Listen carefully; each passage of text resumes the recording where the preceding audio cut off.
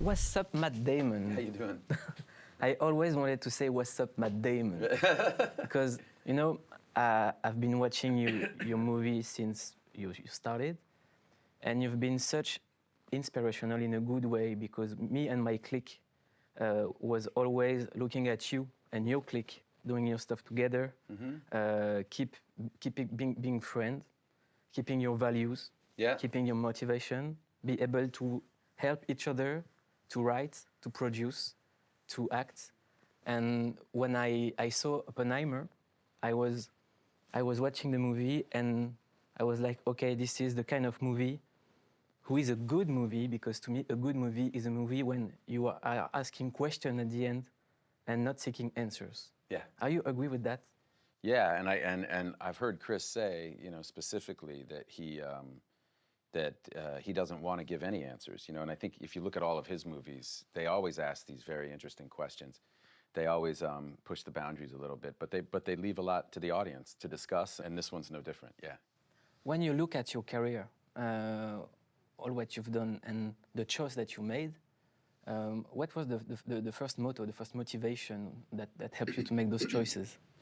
I never took jobs based on how I thought. Like, I never had a strategy the way some people go, oh, I'm going to do a big movie, then a small movie, then a big movie.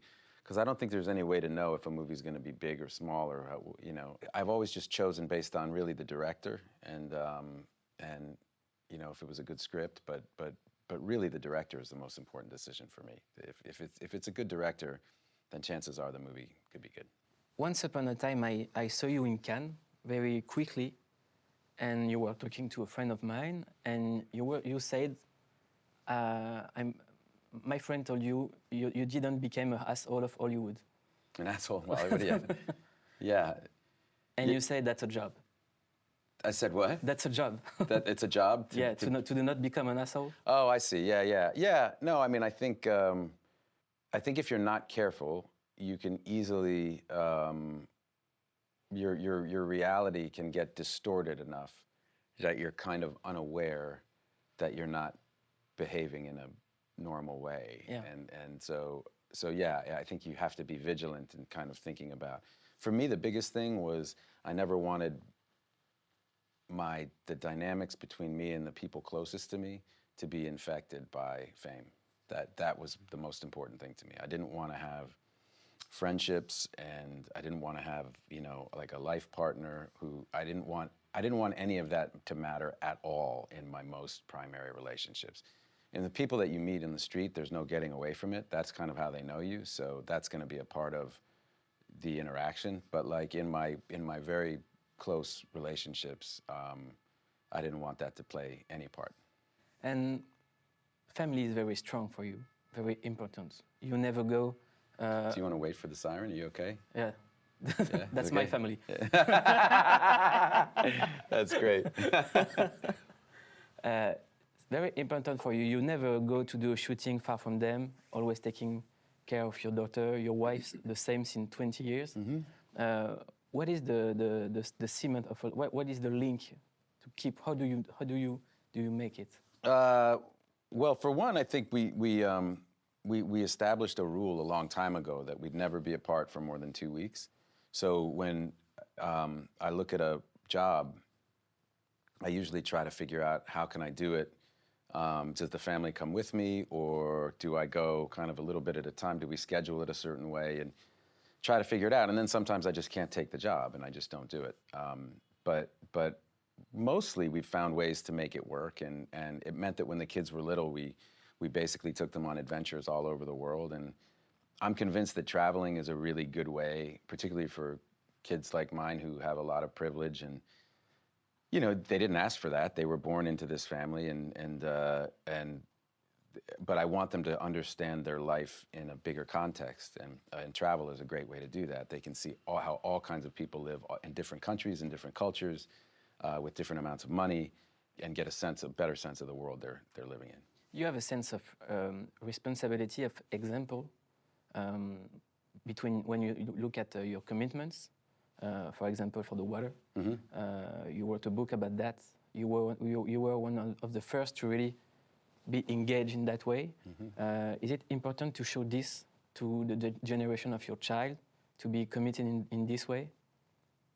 Yes, yeah, for sure. But I think it's important to let them find their own way and find their own. I think if you raise conscientious children, they're going to make a contribution somehow. You have to kind of find like what is your great passion and what is the world's great need, and where do those intersect? You know, it's not just to do something so that you do something. Though service is important, that for sure. It's good to be in the habit of thinking about your life in service of other people. But in terms of finding a passion to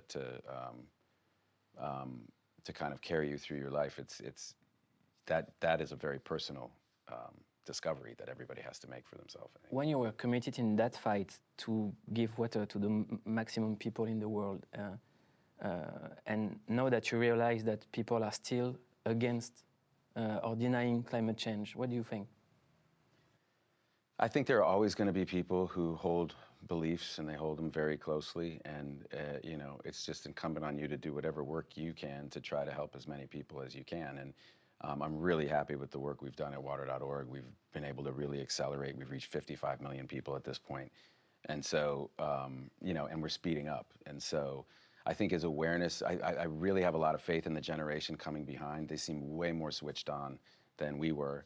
I meet young people all over the world who are very dialed in and smart and engaged and active. And so I feel like I'm eternally optimistic about these things. I think we're getting better and better. I won't spoil anything about Oppenheimer, but there is a message in this movie about the end of the world. This is what you think during all the movie. And are you afraid when you see how the world is right now? Yeah, it's funny, you know, when when I was a kid, and I'm the same age as Chris Nolan, and I've talked to him about this. You know, my adolescence was dominated with this idea of nuclear annihilation. You know, in the early '80s, the early Reagan years, you know, there was a lot of saber rattling between the United States and the Soviet Union, and that was where I kind of came of age. That was my, you know, in my youth, and we all talked about it and thought about it all the time. We thought that this was going to happen in our lifetime, and it's strange. When I first read the Oppenheimer script, I said to Chris, like, what an odd trick that my mind played on me, that when the Cold War ended, like my brain just said, okay, we're safe now. We don't have to think about that. And what a silly, absurd idea, because of course the threat didn't go anywhere. It's been looming over us this entire time, and reading the script brought that back, and making the movie brought that back, and seeing the movie brought that back. And I think that's a good thing. You know, we started shooting, and the war in Ukraine broke out. And suddenly, from nobody talking about nuclear war, suddenly it was on the top of everybody's mind just overnight. And so it shows how this movie is still relevant because of the world we live in, and how fragile the world is that we live in. And it's a very thought-provoking movie. Yeah. Are you afraid? That these guys are going to arrest me? No, they're friends, don't worry. They come for me. I don't know that I'm afraid. I think life is going to get extremely weird. You know, I think that the technological developments that are happening are going to change our lives in incalculable ways, and it's tough to know what the world's going to look like. And I think if I have any fear or apprehension, it's that I brought my kids into a world that I'm not going to fully understand. And so that's always, as a parent, that's always, you know, you're thinking ahead of ways to you know, protect your children, or teach them this, or they should learn this so that they know that, you know. But I'm fully aware now that I don't know what the world's going to look like in 50 years, and I can't anticipate it. And I don't want to know, I think. Maybe not. Yeah. Maybe not. In Oppenheimer, there is a character, Albert Einstein, and he was in a line in Good Will Hunting, and there was this famous discussion with Robin Williams about what will be the life of Einstein with his kids or not, to choose between the knowledge and the power, or just being a good father, or to be in asylum. And Will Hunting, I have to tell you that's one of my top 5 movies thank ever. you. That's Cool. really, Thanks. maybe I wouldn't be here without that movie to be able to understand subjects that are now in the public places, like mental health. Nobody was speaking about that. Or to be from a social classes to go to another social classes, to be what we call in France a transfuge. And I was looking at Will Hunting yesterday, and I was watching Robin Williams, and I was like, I miss him. Does he miss you? Yeah, of course. I sometimes wonder that, he had the most incredible brain. The most incredible brain. It was so fast. He could improvise, it just was like nothing I've ever seen. It was amazing. And maybe that was the price for that brain, It's so strange and ironic and tragic that it was his brain that betrayed him at the end. And he was aware of it. He would say, I feel like my brain has been hijacked, apparently. He would say that to his wife. So, yeah, part of me still can't believe that it happened, and it's been almost 10 years. And, yeah, I mean, I think everybody misses him. Yeah, because, there is some movie star that you see even if they're not there, but when you see him, it's like a member of your family, of your friends, not here anymore. There is something really special, and more in that movie. How do you explain that? I think he was just great, and he connected to that material, and he would do take after take because he loved to work and work and work. And Gus and I would be looking at each other going like, we had it 10 takes ago, but every take would be great. And you know what I mean? He would just give all of these options and all of this stuff. He was just really pouring himself into that performance. And like, it's just like what you get is him, when you see that, like that beautiful, gentle kind of soul really made it into the work. And he stole your line. Yeah, yeah. Yeah, that's a great example. He came, we shot that scene at the end, and he wasn't supposed to say anything. And we kept the camera rolling, and he kept coming out the door and saying something and making up lines and he did like 20 takes, and then he said that. And Gus and I were sitting by the camera, and I put my arms around him, like we knew immediately. Yeah, that was the kind of stuff, like lightning, like a lightning strike out of nowhere. And that could just happen any day of the week with him. One of the big subjects of the movie is to be afraid to be engaged in love, and to be in a couple, and to do not be afraid. And this is the line when Robin Williams said, "That's not your fault," one of the strongest moments in the movie. How did you know when you met your wife that it was the good one? Because I saw you to know exactly the date when you met her, and 20 years later for the movie Hair, you was like, it was 20 years before. Yeah. When did you know that girl was the good one and you're going to stay committed with her and to not be afraid anymore? That's a good question. Very fast, very fast. And then she said something to me like very early on. She said a great thing, which stuck with me and always has. She said, "Trust is a choice." And we were having a conversation about something, and she said, "Trust is a choice." And this is 20 years ago. From the moment she said that, like, I've trusted her completely, and it's like, it's this great thing because I think jealousy is the biggest waste of time. If you're jealous, what a horrible feeling. It's the worst feeling in the world. And it just robs you of your life. And I've never had to experience jealousy with her just because I trust her completely. So, yeah, and all of Good Will Hunting was about, the first time you see Robin Williams' character, he's talking about trust. It was like something Ben and I had been writing about and thinking about and talking about. It's the foundation of any great relationship. And if you abuse it, then you lose the entire relationship, right? It's the most sacred thing. of the other elements in Good Will Hunting is the tracksuit of Ben. This tracksuit was after in Air. Yeah. I hadn't even think of that. And the tracksuit that you used to be a breakdancer. Yeah, when we were little, yeah. I wanted to talk about the breakdance with you. Yeah, we weren't very good. Yeah? Yeah, we didn't make any money. But yeah, those tracksuits were very much what people in that neighborhood wore. And, you know, we had a great, Beatrix Pastor was our wardrobe supervisor on that movie, and she had a very specific take that she wanted to do, but we let Ben represent that neighborhood, because normally all those guys would have been in tracksuits, and Beatrix said, no, that's too boring for me, I want to try something else. So we said, all right, well, Ben will be the guy from this neighborhood. This is how they dress, so. You say that your job was to learn.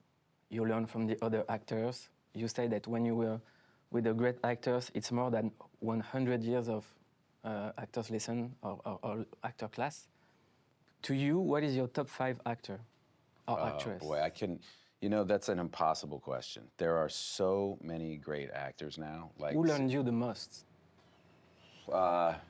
Because if I'm telling the list that the actors or actress you worked with, that's impossible. It's impossible, yeah. Like yeah. Robert De Niro.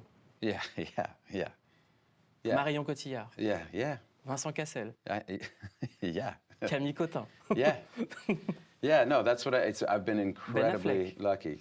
Yeah, I could sit here and list 100 actors that they've all taught me a lot. They've all taught me a lot. And I feel like the level of acting, I had this conversation years ago with Robert Duvall.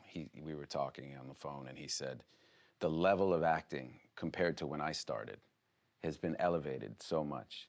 You know, because at first there was Brando, but then that generation of Duvall and Pacino and De Niro and Hackman and all of those guys, you know, and Merrill and all of these people, they kind of legitimized the profession almost. And then generations behind them, it's just, people just get better and better and better. You don't see the bad acting that you used to see all the time.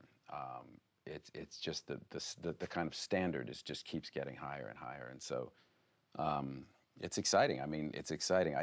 You know, when I did The Last Duel, that film with Jodie Comer and Adam Driver, who now they're the generation coming behind me, and they're so good, you know. So I have high hopes at least about the act. Now what we need are movies that are good enough and worthy of those actors. That's what we need. You forgot Jay and Silent Bob. Oh, they're the best.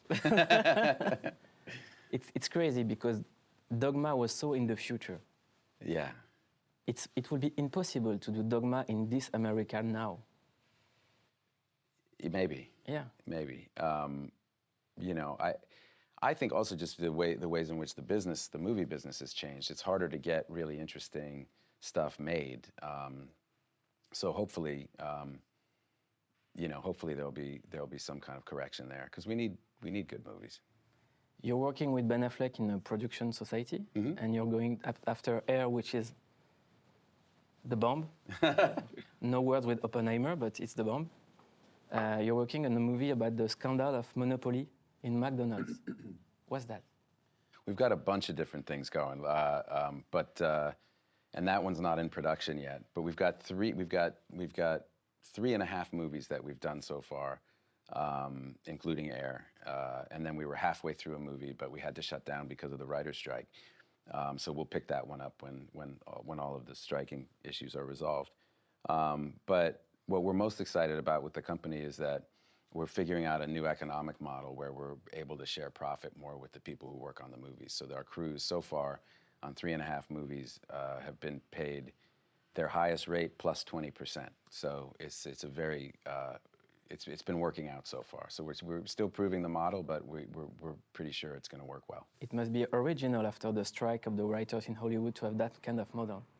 Yeah, well, they definitely it's all born out of the same kind of thinking. We just have a different way of going about it. We just structured our payment system differently. The writers are you know, obviously we're going out on strike to get more fair terms in these streaming deals. So it's different ways of attacking the same problem.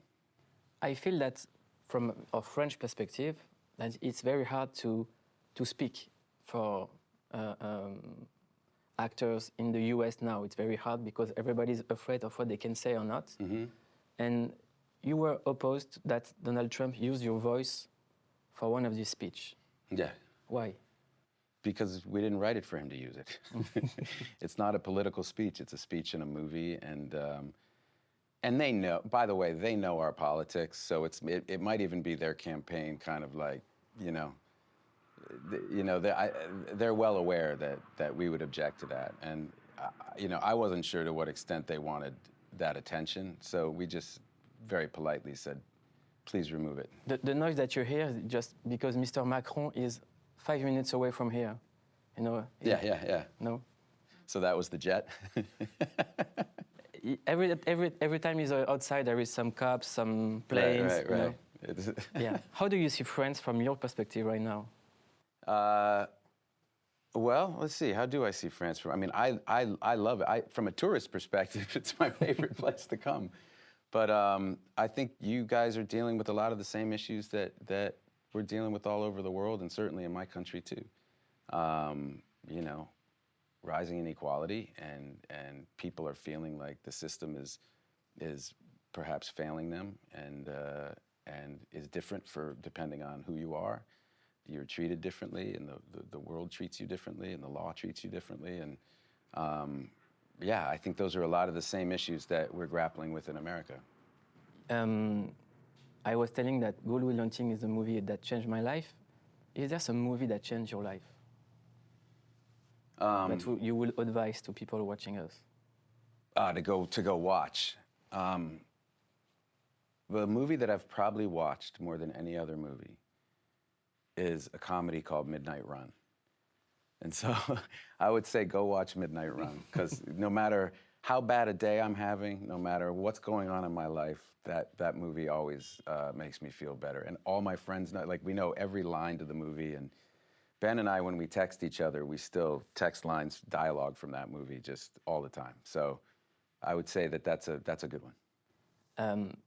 You met Ben when you were a kid, Ben Affleck. Yeah. Is it true that you were fighting with some kids and he came to help you? Yeah. It's like a movie. Yeah. And we were little too. We were like 5'2", like very small. And this guy was big, and I was in a bad situation. He tackled me, and I was on the ground, and I looked up, and I was like, oh, this is... And little Ben Affleck came flying through and tackled the guy off of me, and then everybody came in and broke it up. But I remember thinking, wow, that kid just saved my life. So when are you going to do the biopic, Ben and Matt? We don't need to do that one. We'll write something better than that. Are you going to do a next Jason Bourne, or it's over? I don't know. If we can find a good story, I always have wanted to do it. I love the character. I love that whole world, and if we can find it, I just don't.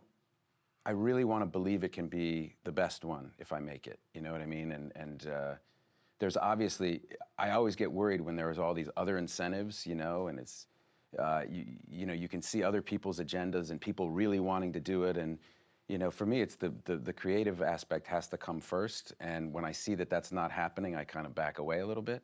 Having said that, there have been some real honest attempts with really good writers to kind of crack what the next story is. And we might be on to something now. So hopefully it can happen. This show is called Clique. What is your definition of a clique? My definition of a clique, a really tight group of friends. Yeah, and for me, that would be kind of, Ben, and, however many years we've been friends, and 40-something years or whatever, and through all the stuff we've done, and now this new adventure of trying to build this company to use all of the experience we've had making movies, all of the friendships that we have, and try to make that clique bigger and bigger with people in our business, and get them paid what they deserve to be paid, and make movies that we think are great, and take kind of charge of our own lives. My clique loves your clique. Cool, man. Thank you very much. I appreciate it, man. Thank you. Yeah. Thank you very much. Well, I wasn't expecting so many questions about Good Will Hunting. That was cool. All right, thank you. That movie is sick, really sick. Thanks, man. Thank you.